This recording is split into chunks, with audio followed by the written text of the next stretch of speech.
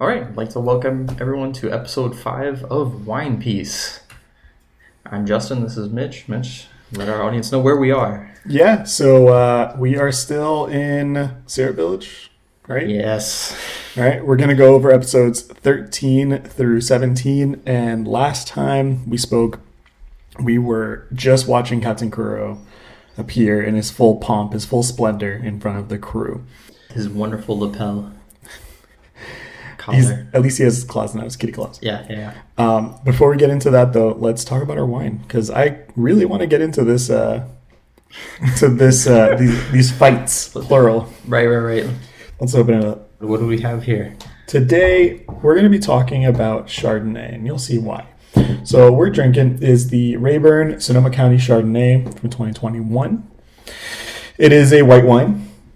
It is also a Chardonnay, as you already heard. It is from Sonoma County, which you also heard in the label. One thing that's really nice about wines from what is referred to as the New World, which is basically anything that isn't Europe. Sounds like a not ideal name. No, it's not. It's also confusing for One Piece fans because there is a place called the New World. Never mind. Please continue. We'll get to that later. In wine, the New World refers to things that are not Europe, and New World wine will typically be labeled by location, appellation, as well as grape, because they don't have the same rules where they restrict what they can do.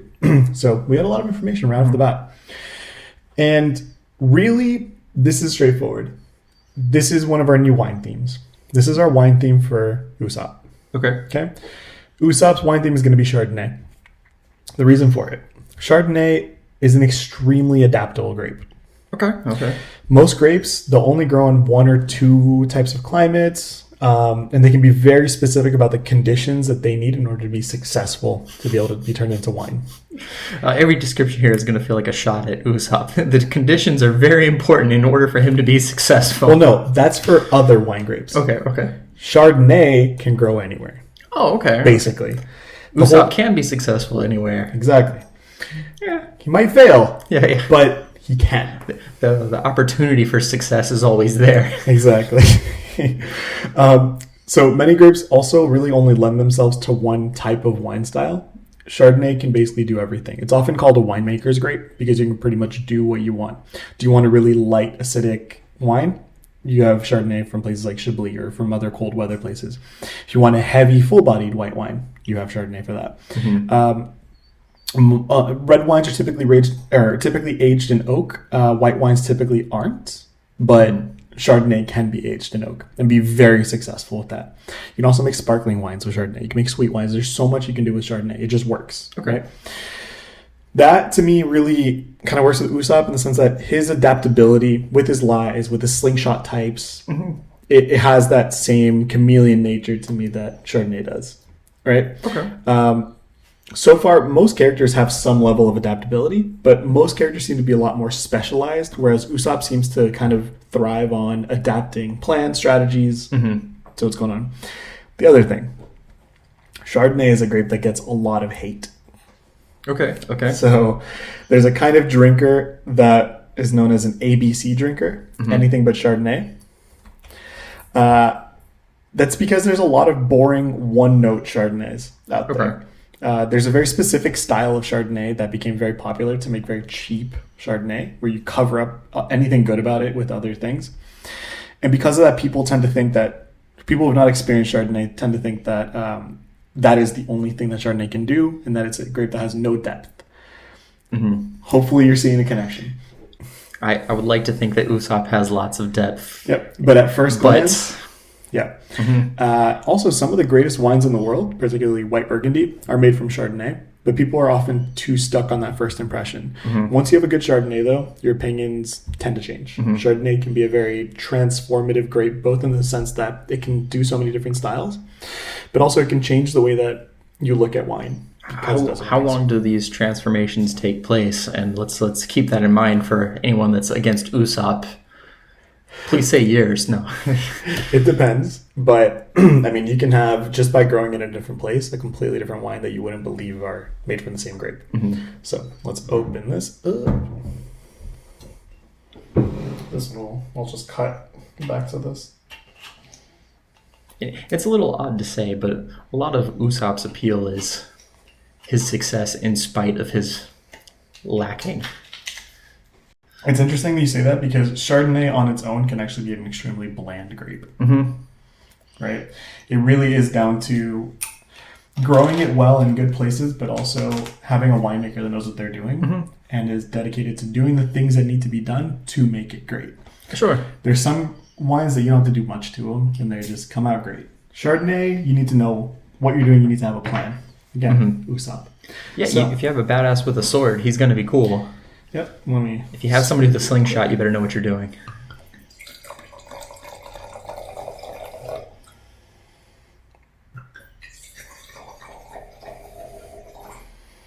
Now, I'm going to be very straightforward and say that I very much love Chardonnay. Oh, okay. But I was worried about where you were going with this. But I also had to learn to love Chardonnay. So, anyways, cheers. Oh, cheers.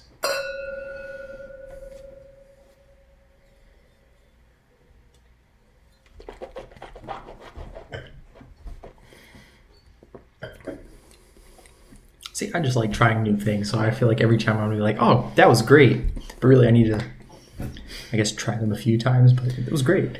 So we were left off with Captain Kuro appearing in front of his crew, in front of the Straw Hat crew, whoever is left at this point, which is basically just Zoro and Usopp, but he's not there yet.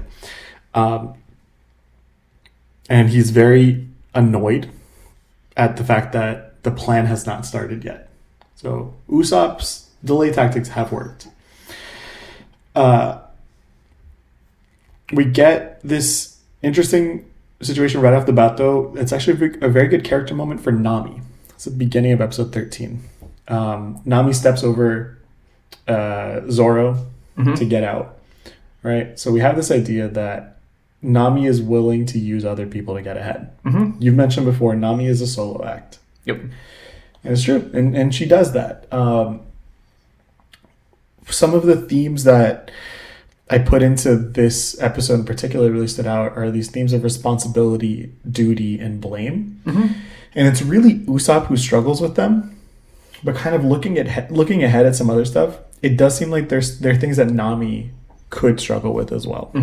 From there, just a quick thing at the beginning. From there, we jump to Django, right? And I thought this was fantastic. Django, we've seen him use his hypnosis powers on people, but now we see him using it on his own crew, right? He's buffing his characters. He's a fun D&D character. Yep. Side note again, did you base a character off of this when we were playing the pirate campaign? Because you played a hypnotist for one game with Frankie and everybody. I'm so... You know how I like to do dad jokes? I believe that was a mild thought, because that was like right when I was starting One Piece. I don't know how long, 7 years ago or so, something like that. I really wanted to have a monk named like Ada Luffy, because I was just to really screw. It's like nobody else has watched One Piece. I could really lead into this. I was like, no, but I do believe that I liked the idea of a hypnotist because of this, but I hadn't been that far through One Piece yet. So what's funny too is that we already had it set up that Django can hypnotize himself, but now what we get is Luffy gets hypnotized too. Oh yeah, and I love it because it's such a great utilization of how dumb Luffy is. Yeah, he was too stupid to look away, but it worked out in his favor. Yeah, he's just absolute chaos. Yep. Anything that can happen to Luffy probably will happen to Luffy. Like, he's not going to dodge. Like, doesn't need to. But it worked in his favor this time, so it's fine. Will he ever learn his lesson? Probably not. I don't think he will. And you know what? It's probably better for us. Yeah, we don't want him to. No. Yep. So we go from there, and we get a new technique. The Gum Gum Gatling, just a big flurry of punches. Oh, yeah. I love it. It's great. We also cut back to Mary, who is not dead. Mr. Sheepman is not dead. Yep. What does he say? I put here a quote: "We protected the real villain and drove off the brave lad who ran about with desperate resolve, all for the villagers' sake." And I'm so happy that someone recognizes Usopp, because I could have seen this story easily going all the way through and no one realizing that Usopp did anything. Right. They hopefully defeat the villain, and everyone's just like, good. I'm glad he left. But I think that's really good for Usopp, particularly, not just because, like, great, cool, the village remembers him, and that was his resolve, is to protect the village. He's a character of stories. Mm-hmm. And he's actually living a story now. He's actually living a crazy story of daring and adventure and his own hero story, and he's going to be remembered that way. So that was great. All right. Yeah, that'll be a conversation we have maybe towards the end of this episode of, like, if Usopp's goal is to be a brave warrior of the sea. I mean, he's a brave warrior now. Like, just stepping up there terrified is a brave thing to do. I love and hate the Meow Band brothers. Mm-hmm. Okay. So their names, Siam and Butchie. They look like characters from Cats, the musical, which makes me deeply uncomfortable. Yeah. They're threatening while also they shouldn't be at all threatening. Like, they're threatening because they're just kind of bizarre. And you're like, okay, there's something bizarre, so I don't know what it is. So what's going to happen to me? I think my issue is that I'm all for the aesthetic. I'm all for quirky characters. But these two characters that are supposed to be scary, or at least not scary, but powerful villains that we're looking at, are just drawn so terribly. Wow, come on. Like, I forget which one's which, but the skinny one looks like he was sketched out with a pen in maybe 5 minutes. If you look at the level of detail, or at least of silhouette and of stuff that's given to everybody else, he's given such a flat face that it looks like his face looks like a gag drawing from, like, One Punch Man or something. Interesting. Sure or because Mob Psycho. Yeah, because it's so lacking in emotion and in detail. Whatever, that's fine. With that said, though, they are also really cool spins on the cat thing, right? They have this Siamese cat situation going on. Siam wears what looks like tabby boots, the ninja boots, and I think that works really well because the way we see them fight and we see Kuro fight, there's definitely an element of, you know, that deceptive, sly cat ninja thing. We then get the Meow Band brothers versus Zoro, and we have again Zoro fighting bladed opponents. Siam steals Zoro's swords, which is amazing. One, because immediate stakes raised. We have to see Zoro fight with a handicap. But also, we know that those swords are super important to him. It's also the first time we see Zoro scared. Because he's like, oh man, these guys are two very strong people. Scared is a strong word. Not scared, but... Concerned, annoyed. Fine. Let's go with that. Zoro's not scared. He mentions not being so good at one sword style, which, man, knowing what comes later, knowing what comes like 4 episodes from now, that hurts already. He's not so good at one sword style. No spoilers here. Nope. Usopp's plan to help Zoro, again, good, but fails. Yeah. And it fails because Zoro chooses to block the shot. So basically, Usopp is trying to shoot one of the brothers, and Zoro gets in the way and blocks it to make sure that the attention doesn't go to Usopp. I'm just going to say, so far, this episode basically plays out like a D&D campaign. Yeah. You have, you know, this hypnotic character who's buffing characters. You then have Zoro working like a tanking shots and taunting and everything. We have a steal, so there's a grapple motion too. There's all this stuff that just it's well designed in that sense. There's AoE effects that there's a fighter, a swords person, a ranged person. It's you've got a bunch of fodder. And I almost wish it were like a D&D campaign, because then I could imagine the animations rather than having to watch it. Well, it basically is a D&D campaign. Like, I tell a lot of people that this is the first 50 to 60 episodes is the introduction. It's all of the characters coming together. I think that's basically what it is. We'll probably revisit that more in a couple of weeks when the party rounds out. After that, we get an interesting moment with Nami, where we've seen her use people to get ahead, but now we see her trying to get the swords back for Zoro, and she's stopped by Django's attack, and she's actually pretty seriously hurt by Django, but she continues to try to get the swords, and then later to get onto the ship, and she's actually sacrificing herself to help. And it's technically the second time we've seen it happen, because she did something similar with Buggy, where she went back to help out. With the cannon. And then we get Captain Kuro entering with villain music, And this, I love, his crew are terrified of him. And this one we can definitely say is terrifying. Mm-hmm. This is not concern. They are terrified of him killing them. Although, with the exception of the Meowband brothers, at least initially. And I think that's one of the cool parts of them as side characters and how side characters are treated, their design aside. They think because of the time difference between when he left and when he is revisiting them, that they are now stronger and don't have to take orders from him. And I think that's such an interesting dynamic between side characters, because a lot of times we have the boss, he's got the plan, everyone's going to follow the plan. It's up to the good guys to stop the plan. But at least for this instance, there's a little bit more complexity behind the scenes of like, oh no, things have changed. Yep. And they haven't, but they thought that they had, and that's what matters. It also helps cement that idea of the tyrant versus partner captain styles, where we have good captains are partners that have authority, whereas bad captains are tyrants. So just like with Morgan, they were all terrified of him killing all of them. With Buggy, there was a sense of fear. Not as much. He was a little bit more partnery, but still. Yeah. But yeah. And cut the episode there.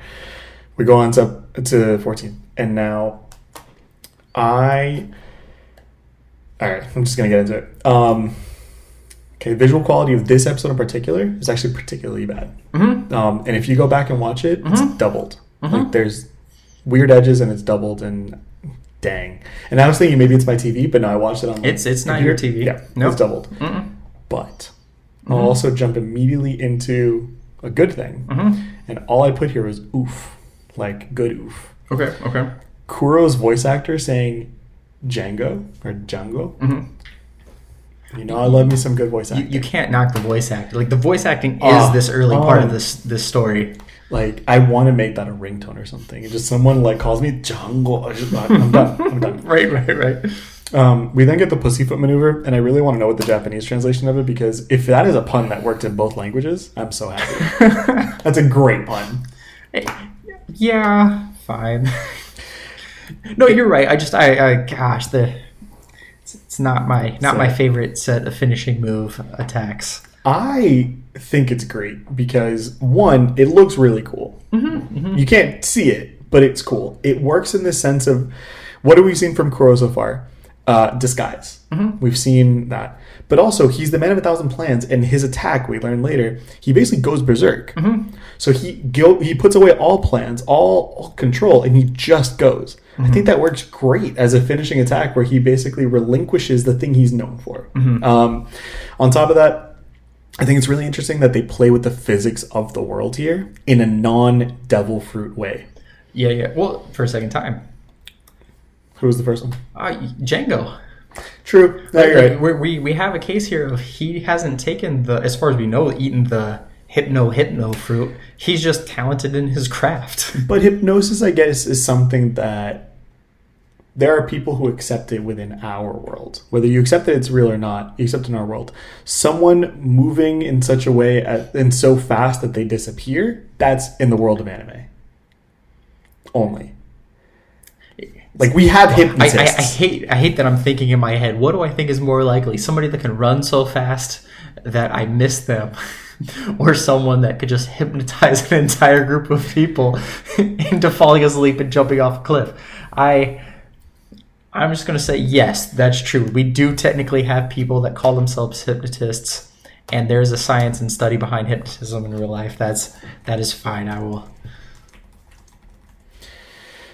I'm just thinking like the great corners in football can like move themselves in a position that you wouldn't know, like. But they don't literally disappear. Yeah. So we'll see. We'll see. Whatever. We also finally literally hypnotize. Yeah, we don't know. We also see the weird glasses thing finally explained. We see him move, but that's a small detail. I want to mention something here too that I was thinking about last episode, but the idea of comparable forms of animation, and when you said Kuro goes berserk, the 1990s show Berserk is also a very, very long-running, highly credentialed story. The manga is long-running, and it had a lot of these same kind of still shots, and it's still held up in a pretty high regard, even though it's 25 years old, because of how effective the writing is. Granted, it is not for the same group of audiences. It's probably one of the most violent things I've ever seen in my life. The manga, especially, it's a horror manga, but there are things that have similarities to One Piece in terms of like longevity and budget that have the same kind of thing, and it's upsetting because all of the long running series you want them to have, $1 million plus budget. But yeah, it's good. It's good when we can focus on the positive aspects like the writing and I guess in One Piece's case the puns and the action that is there. Okay, let me respond to that. I think there's an interesting thing where in episode 0 we talk about, you asked me other anime that I think are comparable in some way, and I mentioned Hunter x Hunter as having that expansive world, and I can't help but think now that there's a sliding scale from goofy to dark, and it's like Berserk on one side, One Piece on the other side, and Hunter x Hunter in the middle. Yeah. So, one other thing about the Pussyfoot maneuver, I'm not a cat fan. You know that I am not a cat person. I've tried, but one thing that I really like about the Pussyfoot maneuver is it feels like being with a cat where you're like, where to go? Oh my God, it attacked me. So I just, little things there. But again, I you know me, again, I've said it, I'll say it every time. I love an aesthetic. I love a commitment to it. And they committed to the black cat thing. I love it. See, I like animals. I'm allergic to cats. All for them. And I feel like that kind of constantly circling whirlwind of knives and violence is kind of like how I feel when I walk into a room of cats. That's how my allergies hit me, is I'm dying. So it's not great. Also, if you're a cat fan, don't unfollow us. I love cats. Maybe not these cats, but cat's the animal.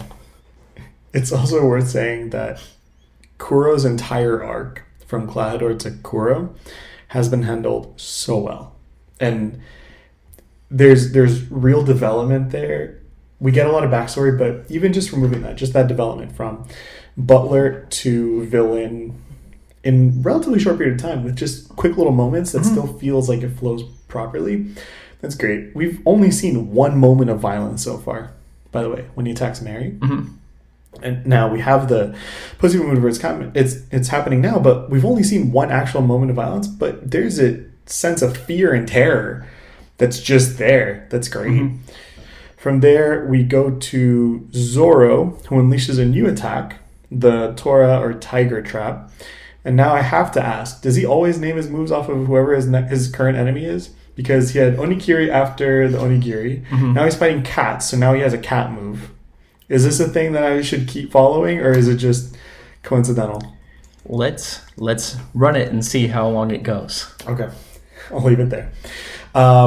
Also, you mentioned in episode 1 the physics of Zoro talking with the sword. And yeah, now I can't unsee it. He's got a sword in his mouth and he's talking as if there's nothing in his mouth. It's fine, but I think Oda addressed it in one of the letters to fans at the end of the manga, and it's like Zoro speaking with his heart.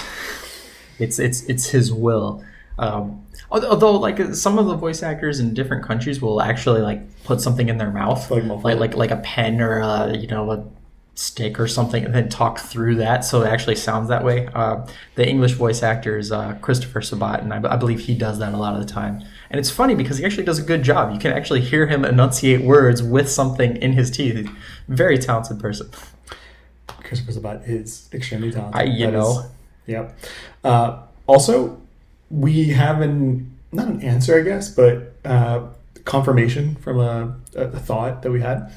It's the first time we see Luffy versus a blade. He catches it in his mouth, but he is cut by it, so he can be cut. Yep. So we now have that answered.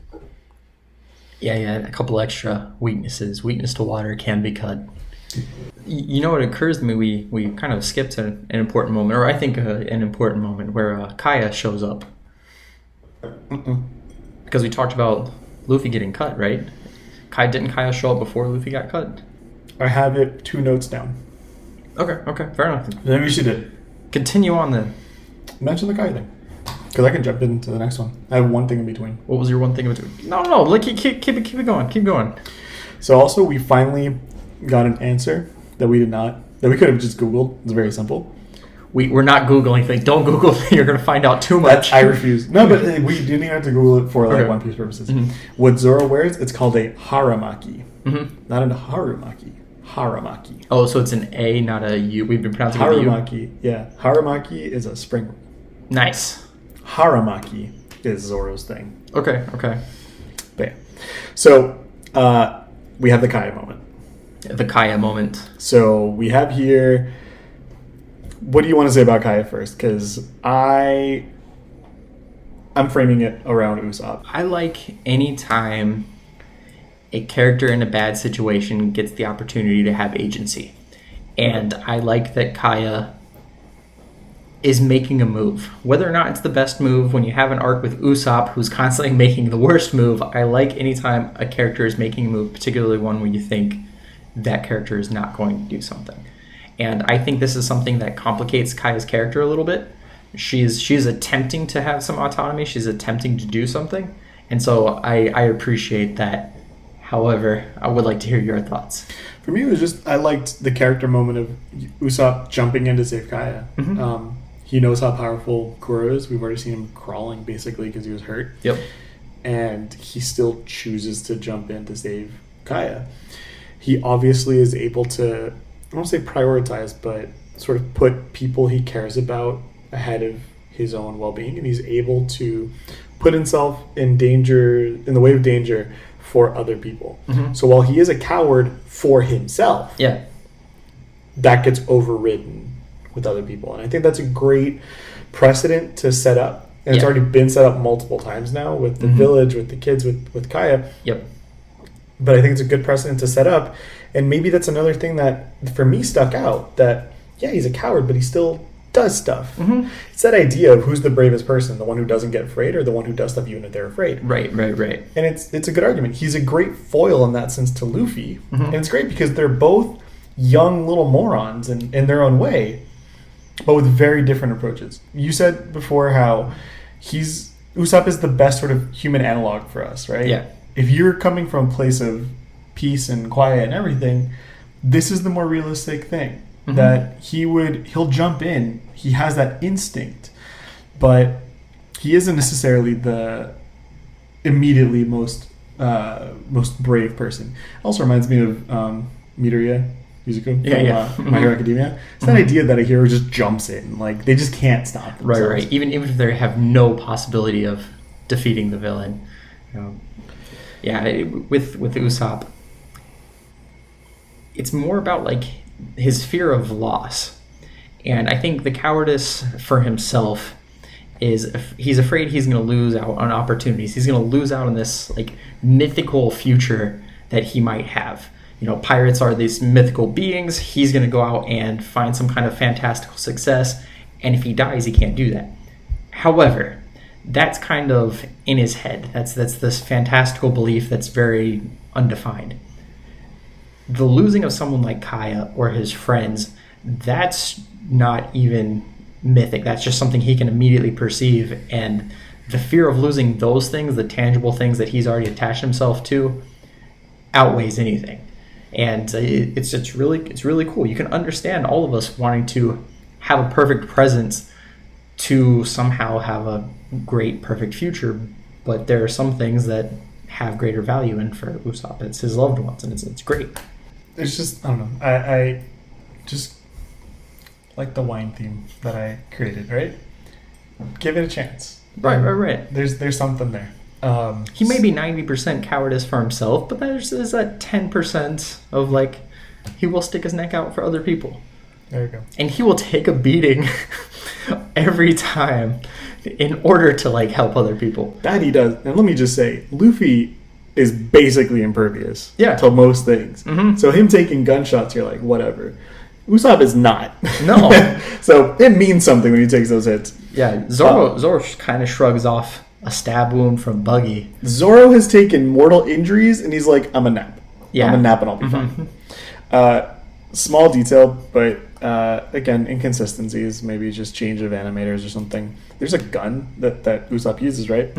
And I stopped to double check, but maybe I'm wrong. I don't know. The first time they show it, it has written on it CROSRU, and then the second time it's like RVD210, something along those lines. Oh, nice. Changes completely. Okay. It's not the first time. It's not the only time something like this happens. I've kept track of these, but just it changes. Nice. I'm not familiar. I believe it though. On to the topic of Usopp taking up a gun. Mm-hmm. It's cool how he does it. You know, his dad is a sharpshooter. Takes up a gun. He's gonna attack the villain. There's also that level up, power up kind of thing where he goes from slingshot to gun. But in the end, it is a pistol that hits Kuro. But it's a gum pistol. Right. And that's where the episode ends, with Luffy hitting Kuro with his gum pistol. With a sniper shot, practically. Oh, yeah. Like it's the longest range shot of the arc. And again, like, you just get that moment of, oh, yeah, Luffy's really freaking strong. Yeah. Like, Luffy's a really powerful fighter. Usopp has good reason to be afraid of everyone. Yeah, Usopp, we know Usopp is not that good at things. Luffy, on the other hand, we've yet to see somebody that truly poses an unbalanced threat to Luffy. So we get into the next episode. Image quality improves, goes back to normal. Good. Nami, we jump to Nami, who finds an opportunity to grab some treasure. So Nami being Nami. Again, what I mentioned in the last episode, we do cut a lot in this arc. And then we cut back to everyone panicking when they found out Luffy has devil fruit powers. As they always do. Well, like, so far, we've heard people talk about how powerful the devil fruits are, but when people were fighting Buggy, everyone's used to devil fruit powers. They were surprised that Luffy had them. But in this one, everyone is panicking because now Luffy is the only one with devil fruit powers that we know of in this situation. I just made a mention of this, and I don't know if it was a decision, if it was just, again, crazy little things. And I mean, I think that's the problem a lot of times when you have this sort of shoddy visual work, is when something weird happens, you start to doubt whether it's intentional. Oh, is it deliberate? Is it something that's additional? Especially with One Piece that has such small details that imply something bigger. Was it a mistake or not? Yeah. What's the thing you're talking about? And I have to go back to look at it to make sure that, what it was. But I mentioned that Kuro's in this really weird posture when he's talking to Django about catching Kaya. Little detail. Another small detail. This all starts off with just like little bits because we're wrapping the story, but they're still giving us little bits. Zoro sheathing his swords, absolute style. Yeah, just throws them. Open the catches. Yeah. But then we get to a serious moment, which is Usopp's resolve. It really is impressive. This kid doesn't stop. The quote that I wrote down from him is, "Even if I'm no match for him, Kuro, I will protect them. I'm captain of the Usopp Pirates and a brave warrior of the sea. I won't let you lay a finger on the village." We get to... that was, I think, with Django, actually. Either way. Something. Okay. We get to Kuro, who asks who gave permission to pass the hill. And I wrote this down because Luffy's response, he says he did. Right. Who gave you permission? But it's a great captain versus captain moment. And I know this is something that will become much more clear later on, but at this point, even though Luffy is the captain of a crew, in a sense, a very small crew, he doesn't quite feel like a captain, but in these fights, he feels like a captain. Yeah. Officially, he's the captain of Zoro. Yeah. But when those moments come up where he has to be a captain in these fights, he is. Yeah. And I don't know, I think this is just very well done. It's a good moment that snaps you out of it because it also makes sense. It works. It's not one of those where you hear him say like, "Oh, I'm the captain." You're like, "Oh yeah, you are technically." No. You snap into it and you're like, "Get me my straw hat." Like, I'm ready. Yeah. Oh, captain, my captain. The thing that goes along with the kind of foolishness of Luffy is the confidence and simplicity. For Luffy, there's a bad guy. I'm going to punch him in the face. That's going to make everything better. And that usually is the case. So that's what he does. Not everyone else can punch him in the face. Now, it might be interesting to see Zoro versus Kuro in like everybody's at full health kind of deal. But Zoro's already been through the ringer. He's already been fighting the side characters. He's already taken some damage. Usopp shot him. But for the most part, everybody follows. Luffy's taking on the big bad guy, the guy that nobody else can face. So you follow Luffy. Like, it just makes sense that that's what happens because he's the only person that can do it. You follow him. Yep. We also get a new Gum Gum attack. We get the Gum Gum Spear. Kicks with both legs. Feet Love together. Kuro questions Luffy's resolve, which is funny because that's, I guess, maybe a bit of dramatic irony. We do not. Mm-hmm. Whether he's too stupid to question his own resolve. Yep. Or which is usually the case. Or just like confidence to 100%. There's no. Luffy has one thought, and that's what he does. Yeah.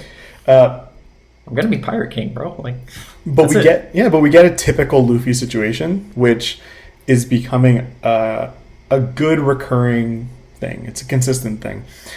He has a simple desire, and he's willing to die for it. Yeah. In this case, he wants to protect someone in the village, and he's willing to die for it. Yeah. It's simple as that. Mm-hmm. Kuro goes into some backstory for himself where he talks about wanting to completely rid himself of the Captain Kuro name.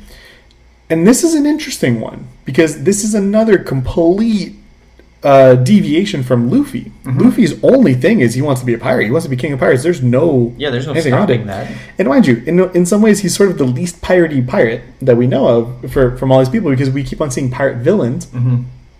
But he's dead set on it. Kuro is very much what we might expect from a pirate. And he's an accomplished pirate. Yep. But he says he's sick of devising plans for men who care only about mayhem. He's sick of being hunted as a pirate. And he's basically sick of the pirate life. I will say, though, all of this to me sounds like he would be a great fit in the Navy as a Marine. Mm-hmm. He wants structure. He doesn't want to be hunted. And he hates the pirate life. Go. Sure. It's an interesting discussion for scaling is how would he stack up with higher ups in the Navy? So we don't really know too much about the Navy yet. We know that is Axan Morgan the highest ranking military person we've met? Yeah. Well, we know he could beat him, so maybe there's some kind of structure there. Yep. What's interesting, too, is that we have someone evil who separated themselves from piracy. Mm-hmm. So, again, we're getting a separation between the concept of evil and the concept of pirate. We also get more context in relation to the flashback, where his escape plan, basically. He's the man of 1,000 plans. He's always had this plan. He used hypnosis to convince someone, I think from the crew, that they're Captain Kuro to turn themselves in, and that person got executed. That's why people think he's dead. Mm-hmm. He's now seeing the realization of a 3-year long plan. He has had this plan going longer than Luffy's crew has existed. Yeah. Right? He's lived in subservience all this time. Yep. For his plan. And it helps make the world that we're seeing also feel more planned out. Because by hearing that he's had this plan laid out for 3 years, that means that there is 3-year consistency somewhere in this world. Sure. Right? There's not this giant upheaval that's happened in the last year. So it lends to credibility of this town being a peaceful town. It does. Like, he's been able to be there for 3 years. He's been there for 3 years. There haven't been any other pirates as far as we know. Mm-hmm. Luffy tells him, you're not fit to be a pirate if having a name on the seas scares you. So that's a good idea that we're tying, whether it's true or not, we're tying the idea of notoriety to piracy. Mm-hmm. That calls Kuro's strength and resolve into question. Kuro doesn't really have lofty ambitions or a treasure either, which is what we've said so far all these characters have. He has short-term desires. And for him, a 3-year plan, it's a long plan, but it's not a lifetime ambition. No, it's to solve a problem that maybe can't be solved. He's trying to get rid of his own past, which isn't a thing you can do. Yeah, but in context, it's also effectively a get-rich-quick scheme if we're talking about the time span of pirates. There's an interesting conversation we had. If he's the smartest person in the East Blue, and he only has to convince Kaya to give him the money, could he do it without murder? He's the smartest person. Could he have just gone, hey, listen. He could have just invested the money. You're having a tough time. Why don't you just let me take over management, and you can go do your own thing. I'll pay for your medical school. Don't worry about it. Really? Yeah. All right. Here you go. I'm just saying, there may have been a better alternative than just jumping straight to murder, especially if you don't want to be a pirate. It seems like a piratey thing to do. I agree. But Luffy then closes it out by saying, my ambition is much greater than yours. Yeah.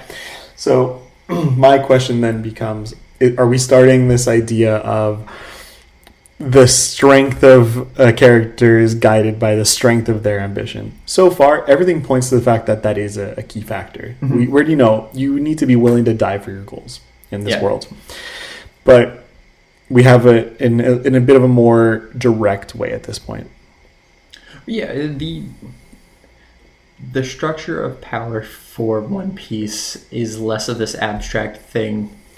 Like, it's not like there's just this system. It's not devil fruits imply power. It's not lineage necessarily. It's just will. Do you have the will to do it? Are you going to give up on your goals? How likely are you to change your mind about something? Luffy doesn't change his mind about anything. At least not his main goals. Granted, if you haven't given him like food or something, he'll do a 180 real quick for you. But for the most part, he wants to be Pirate King, knows that he needs his friend's help to get there, and that's what he's going to do. He's going to become Pirate King. Or die trying. So that ends the episode. We then go into the next one, where episode 16, where you can tell we're starting to wrap up the story because there's a lot of details that are getting thrown out now. So I'm just going to quickly talk about some of these details. Carrot says to Kaya, we're not going to die, we're going to fight to live. Mm-hmm. I like that one because it goes hand in hand, I think, with the ambition and you know, being willing to put your life on the line. It's not that you want to die, right? You're going to fight to keep going, but you have to risk it in order to keep fighting that. And that's a cool theme throughout One Piece is like, you know, is it honorable death, or can you fight to keep living? Like you want to do the things you want to do, and that's why you should be fighting. We also find out Kuro never planned on letting the pirates live since they all know his true identity. Part of the plan. Makes sense. Loose ends, yeah. Kuro says to Luffy, pirate groups are nothing more than a collection of social outcasts. Without plans, what can they possibly do? Every last one should just shut up and follow my plans. Crew members are loyal pawns of the captains. Whether my men live or die is all up to my orders. As their leader, no matter how powerful the obstacle, they simply need to stand up to it and die for my plan. We now have lots of examples of leadership. From Luffy, from Kuro, and from Usopp. We have plans in the makings, and we have Luffy who tells Kuro that he'll never be better than Usopp, and it's because of that character. Usopp is willing to protect his little kids, his little Usopp's pirates. Luffy, we haven't seen him entirely protect someone yet, but we also know that he's not just going to let somebody die. And Kuro here is like, no, they serve me. That sounds like Morgan, that sounds like Buggy, that sounds like these evil captains that we've had so far, right? Well, Morgan's not an evil captain, but he's an evil character who's in charge. The evil leader, yeah.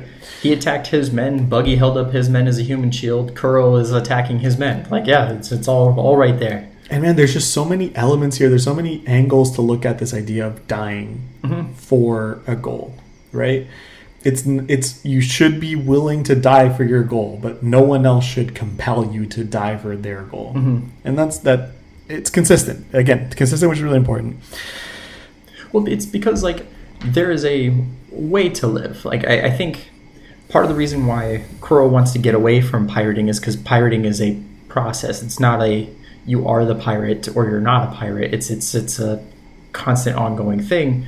Luffy wanting to be king of the pirates, it's not so much an end goal, that's just a part of the process. The journey is to be that king of the pirate, and even then he would want to stay the king of the pirate because that's just how he wants to live. And the idea is, what is you going to be? What are you going to show your will to be? What are you going to be defining your life as? Is it a one single event that you're building towards and then are done? Or is it something that's a part of the process? And I think a lot of the villains, there's an end goal. I'm here. I'm now successful. I am now won. That's it. Everything for Luffy is the way you do things is the most important thing. We then go into Captain Kuro's ultimate attack, his variation on the pussyfoot maneuver, which is the out of the back attack, where he goes on a full rampage, blind rampage, and just attacks everything. It's a terrible name. It is a terrible name, but it's a cool attack. It's fine. I like the concept. I like what he does. Just I don't like out of the back attack. They say here because of his speed, not even he knows what he's cutting. And I'm not gonna lie, this feels JoJo-y, but like the parts of JoJo that I don't like, where it's just like, I don't know, what was the man before Polnareff? I forgot his name. Oh my god, he was the sidekick to Joseph, and he ends up owning the company. Robert E.O. Speedwagon. Speedwagon, thank you. Speedwagon Foundation. Speedwagon. This very much feels like a Speedwagon commentary. Just minor thing. Also, minor thing, because I told you I was going to mention all of these details. Please. There's scratches on the wall next to Luffy. They're not tracked. So the camera drifts, and like you see the like cliff move because they're moving away, but the scratches are actually tracked to the camera, not to the cliff. Oh, so nice. They drift as well. Well, it's because he scratched the camera. They're breaking the fourth wall. This is brilliant. Yep, scratched the back so hard it bounced up and scratched the lens. Luffy gets super angry because Kuro's killing his friends. Specifically uses the word nakama, which is like people that belong to your group, and is able to catch him and slam him on the ground, which, again, you got to give to Luffy. He's so fast, nobody can watch him. But Luffy is too dumb to understand that. Yeah. So he's just going to go and grab him. Kuro says he should have just let him keep going, so he could have finished off the crew members rather than letting them sit there hurt in agony, which, fair, right? Kill him off or let him suffer. I mean, okay. Or you don't trust the guy doing the killing to like dictate what you should do. Like, you should really just let me finish this. Why? Out of mercy? You're working towards your plan, and I don't want you to have your plan. That's what Luffy is doing here. Yep. During this whole process, by the way, Luffy loses his hat, and we're showing the hat on the floor multiple times. Like, they keep cutting to it. So now my thing is, I guess, Luffy not noticing his hat when we know it's so important to him is like angry Luffy. He's so angry that he doesn't even notice. So good little sign there. I feel like One Piece has given more time and development into this hat than many anime put into their protagonists. And I respect it. Naruto got one episode on the goggles or the headband. And I mean, it's a good one, but still. But like this straw hat. No, I mean, even thinking you go back to My Hero Midoriya and his bunny rabbit costume. Cute moment. Still not as much as the straw hat. Right. Not multiple episodes, though. No, for sure. And then that episode ends. We cut to the next episode. I'm going through them because I think it works well as just a... Arguably, this could have been... This chunk could have been like its own little movie because it's just so much stuff happening in parallel anyway. Sure. That's a lot. So we get to Usopp, who's using different stars that he shoots. Again, adaptability. Yeah. Different styles. All funny. All kind of feel like... what's it called in D&D? The improv weapons. Yep. Yeah, that's basically he's just got like level 2 improv weapons. They've taken a couple extra steps. He's not just grabbing like a chair leg. He like has a slightly better planned. Yep. BB? What would you want to have him? Yeah. His star. Yeah. He calls them stars. So the fight up until now has been all about plans and illusion and hypnotism and all of this mental stuff. All about using their head. But in the end, we have Luffy, who knocks out Kuro, using what? His head. Oh, yeah. Because Luffy can use his head, but it's not his brain that he's using. Right. I just love it. There's so many little like puns built in, and I have enough respect at this point for Oda to think they're fully planned. Oh, yeah, because of vice versa, right? He's the man of 1,000 plans, and he gets his head busted. Like, you know, it's both sides. Luffy's brawn beats the brains. Yeah. As about as literally as you can get. Yeah, it's like you need to use your head. I can use my head. He says literally. Luffy has a great quote where he says, "The only time a pirate should abandon his name is when he dies." And we've had this idea of legacy as well, going back to the first episode of with Usopp, where he's thinking about Yasopp. But name and legacy matter, and we have a couple of characters now that have brought up names and legacies. And jumping ahead a little bit, not completely, but we're going to talk about that with Zoro too. But all these characters have... It's not just a matter of internal thing. A lot of these characters have goals that relate to notoriety. Being the greatest swordsman in the world, but having to beat other swordsmen to do it. Being the king of pirates is a notoriety thing, right? All these people that want to do that. And maybe for Usopp, where we're not there yet, he's not there yet, is he needs to figure out what he wants to be. What is the epithet to attach to Usopp? It's Usopp what? Luffy, king of the pirates. Zoro, world's greatest swordsman. Usopp, what? Right now, all he has in his mind is son of Yasopp. But I like it. I like how it works. I like that this concept of legacy works. We then get Nami. Pirates aren't the lovely things you make them out to be. I'd say Captain Kuro's more standard than you. And we're calling out Luffy's naivete. And I think we're all aware of it. That most of these pirates are not going to be wonderful people. But Nami's also saying that Luffy may actually be the kind of like good person that he seems. Yeah. We then get Usopp wanting to protect the peace of the village. He doesn't want them to know about the pirate attack. Even though that would clear his name an exaggerator and liar. And that's interesting that in a way he's not abandoning his name. He's like, they know me as Usopp the liar. I'm going to leave that. Yeah. That's going to stay there. But the villagers miss Usopp. They miss him running through and screaming bloody murder and that pirates are coming. And it's so endearing and cute that he's not doing it now because he's moving on to bigger things. But he still holds that place in that village. I feel like it's kind of like having, it's different now that we all have phones that have alarms on them or whatever else. But, way back in the day, if you had a clock that had an alarm, it may have the most annoying alarm ever. But that's the one that you got used to. And then when you get a new one, it may not work as well. You're like, what? But I'm used to that old alarm. Yep. And Usopp was that old blaring alarm that, it kind of sucks, but I was comfortable with it. I just want to take a shot at Usopp, but it's fine. Usopp also then tells the kids he's going to go become a real pirate. And this next scene I love it so much. It's such a dumb little thing, but it made me want to cry. Usopp's pirates all tell him their ambitions of what they want to be now. Yeah. Right? Carrot wants to run a pub. Pepper wants to be a master carpenter. And Onion wants to be a novel writer. Yep. Love it. I am here for it. But I also like that Usopp says he's going to go and become a real pirate. It's not yet a full motivation ambition in the way that we've seen other ones happen. It's not tied to a treasure, but we at least have a direction for him. And maybe in a way, it's another great analog for more of a realistic person, a realistic character, is most people don't have such clear ambitions. Even if they think of maybe a job or something, they don't have such a full, fleshed out ambition. They're smaller. I'm just going to be a pirate. Well, I wonder if it's a little bit like looking through a keyhole.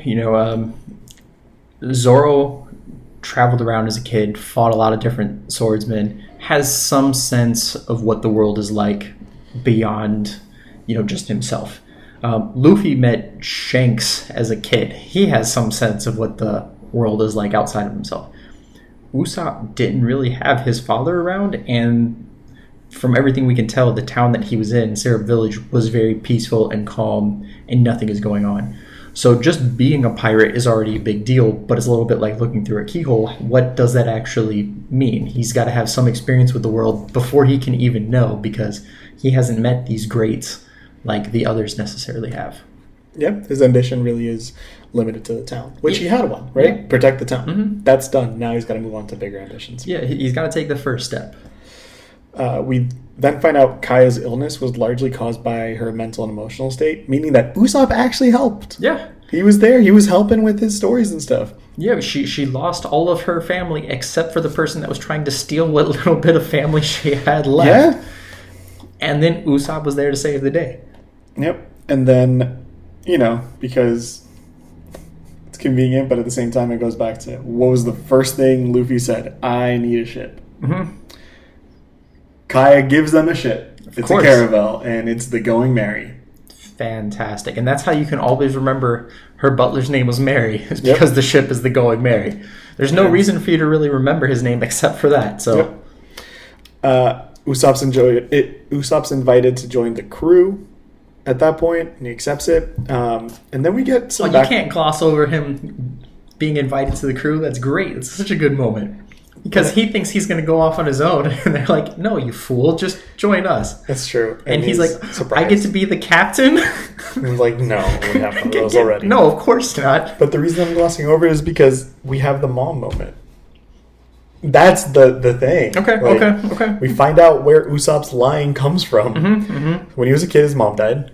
He has her nose. Before she died, while she was sick, Usopp would run back lying that pirates are coming, or pirates are here. and that it was his dad that was coming back to try to cheer her up. And she tells him, grow up to be a brave man like your father. So it goes back to that brave warrior of the sea and all of that, and it's his entire motivation there. He doesn't necessarily say it directly, but we have that. And now that feeds into his new ambition. His ambition before was to protect the village. That was successful. Now he needs something new. He wants to be a pirate. It links to his mom's wish for him to grow up to be a brave man like his father. Sure. It's a vague ambition. It lacks a treasure currently.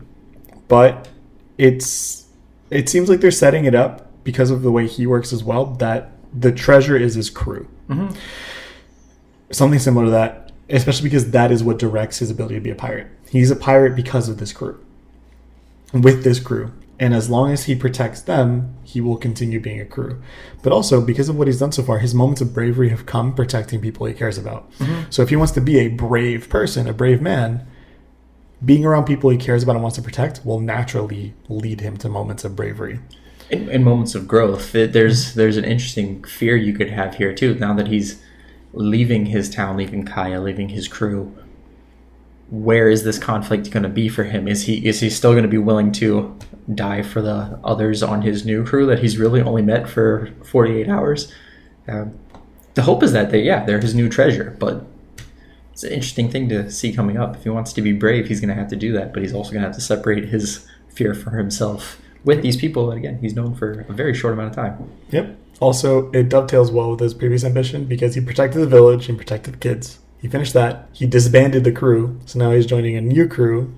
He already protected the crew before, so he's still going to continue, in a larger scale with a more serious crew.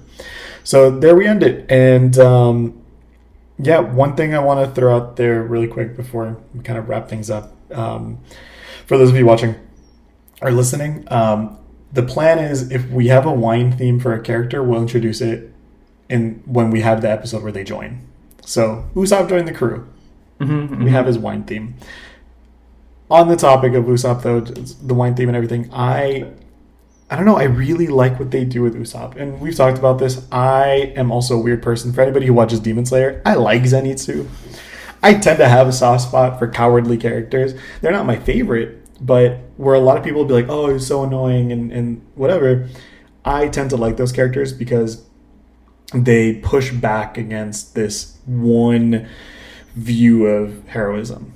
We keep on saying it, but I think it's important that Usopp, despite being scared of everything, he still chooses to go and join a crew and be a pirate. And he is fully aware he's going to be terrified of everything. But I think it's important that he does it. So I would make 2 points to go along with that. One is I'm not a big fan of Zenitsu.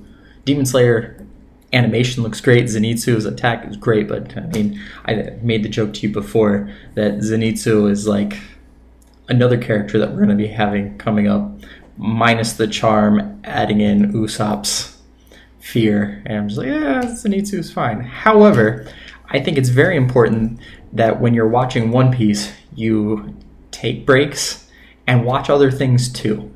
Because especially this early part, as we've discussed in depth, there's some animation that is less than ideal. I would make the argument that it's dated and they had a low budget, but the writing and the story is still there. However, you can't change up the fact that it's not pretty to look at. And go watch other shows. Demon Slayer is great. Jujutsu Kaisen has been a lot of fun too. Lots of shows coming out from all over the place. I'm excited for Dr. Stone to have another season. Anytime JoJo comes out, it's fun. Watch other shows. Mix it up. Take your time here. Watch a sitcom. It's fine. Awesome. Well, any other points? No. We got the gist of it. It's all going to be improving from here. I'm very excited for the next few shows. Awesome. Well, I know what we're moving on to soon, and I'm very excited. Oh, yeah. It's going to be great. Yeah, so thank you, everybody, for watching and listening. If you are watching on YouTube, please make sure that you like, comment, subscribe. If you leave any comments, Justin's going to be reading them, so I avoid any spoilers. If you are listening to us on a podcast app, please follow, subscribe, leave us a 5-star review if you can. We're also on social media on Instagram and TikTok, so feel free to follow us there if you would like. Other than that, we'll see you all soon. Thank you. Yeah, thank you.